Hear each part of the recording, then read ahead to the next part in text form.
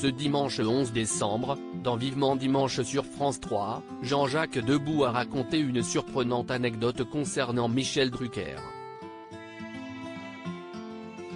Ce dernier était adoré par un criminel français qui a défrayé la chronique dans les années 60-70. Comme chaque dimanche sur France 3, Michel Drucker a fait son retour aux commandes de son émission phare Vivement Dimanche. Au tout début de l'émission, il a reçu Serge Lama pour parler avec lui de la sortie de son nouvel album, Aimer. Il s'agit de son 24e opus.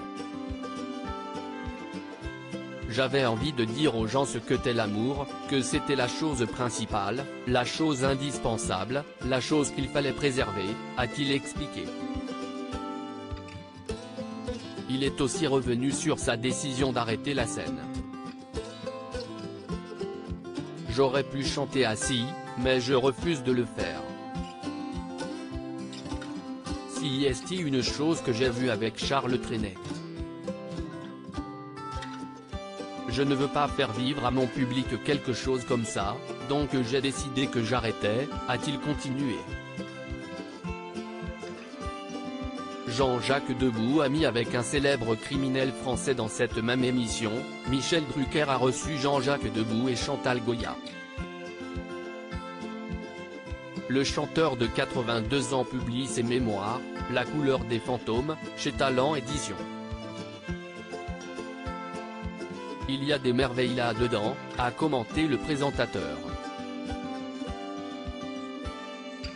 Et de poursuivre, d'abord avec Charles Trenet, qui est ton maître. Il faut dire qu'il connaît tout de lui, lui qui a été coursier de maison de disques. Les téléspectateurs ont aussi appris que le mari de Chantal Goya était très ami avec Jacques Messrine, l'un des plus célèbres criminels français. Je servais la messe avec lui, a-t-il dit. Il voulait absolument un autographe de toi. Michel Drucker a poursuivi en révélant une surprenante anecdote sur celui qui était surnommé l'homme aux 1000 visages. Quand il était en prison, il m'a envoyé un mot pour que je lui envoie une photo, a-t-il lâché. Une histoire confirmée par Jean-Jacques Debout. Tu étais son idole. Il te regardait tous les dimanches depuis sa prison avec son copain qui s'appelait Porte-Avions, Michel Ardouin, note de la rédaction.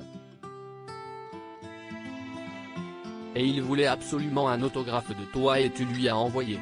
Il m'a remercié assez souvent, a-t-il raconté.